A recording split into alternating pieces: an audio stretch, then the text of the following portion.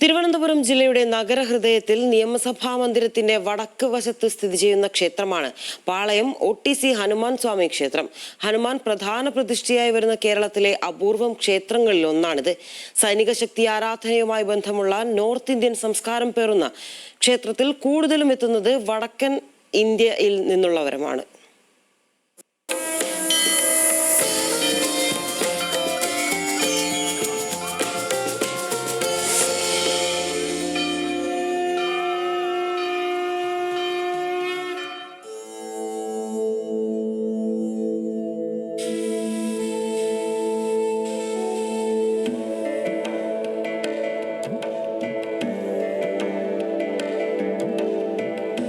അഞ്ചടിയോളം ഉയരമുള്ള ആയുധങ്ങളില്ലാതെ തലയൽപ്പം ചരിച്ചു പിടിച്ച് പല്ലുകൾ പുറത്തു കാട്ടിച്ചിരിച്ച് ഒരു കൈകൊണ്ട് അനുഗ്രഹം ചൊരിഞ്ഞും മറുകൈ തുടയിലൂന്നിയും നിൽക്കുന്ന ഹനുമാൻ സ്വാമിയാണ് പ്രതിഷ്ഠ.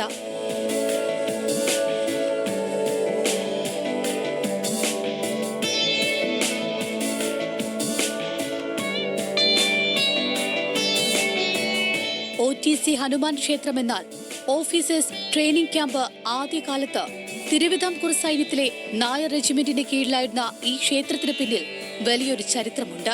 വൈകുണ്ഠസ്വാമിക്ക് ദർശനം കൊടുത്ത ഹനുമാൻ സ്വാമിയാണെന്നുള്ളൊരു കഥയുണ്ട്. പിന്നെ അതുപോലെ തന്നെ നൂറ്റാണ്ടുകൾ പഴക്കമുള്ള ഒരു ചെമ്പകമരം ഇന്നും ലൈവായിട്ട്, അതായത് പൂക്കുകയും ഒക്കെ ചെയ്യുന്ന ഒരു ചെമ്പകമരമുണ്ട്. ഇതൊക്കെ വളരെ അത്ഭുതമായിട്ട് കാണുന്നതാണ്. രണ്ടാമത് ഇവിടെ വെണ്ണയാണ് ഭഗവാനെ ചാർത്തുന്നത്.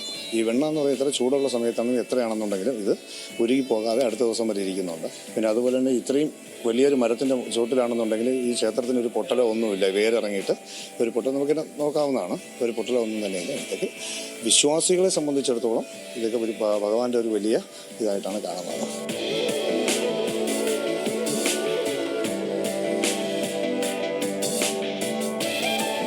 സൈനികർക്ക് വേണ്ടിയുള്ള ക്ഷേത്രമായതിനാലാണ് ഹനുമാൻ ആരാധന നടത്തുന്നത്.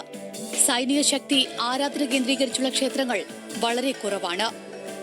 അയ്യാ വൈകുണ്ഠസ്വാമിക്ക് പാലമരച്ചുവട്ടിൽ വെച്ച് ഹനുമാൻ സ്വാമിയുടെ ദർശനം ലഭിച്ച ക്ഷേത്രമാണിതെന്ന വിശ്വാസവും നിലനിൽക്കുന്നു. അതിനാൽ തന്നെ അയ്യാ വൈകുണ്ഠസ്വാമിക്ക് ദർശനം നൽകിയ ഭാവത്തിലാണ് ഇവിടുത്തെ പ്രതിഷ്ഠ എന്നതാണ് സങ്കല്പം. ബാലഹനുമാനെയും ഇവിടെ പൂജിച്ചു വരുന്നുണ്ട്.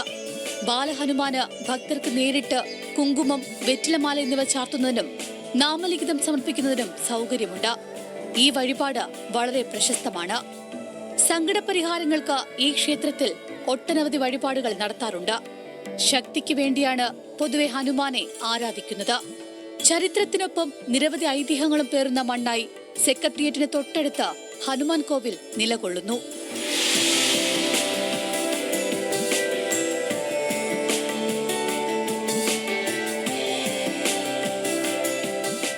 ന്യൂസ് മലയാളം, തിരുവനന്തപുരം.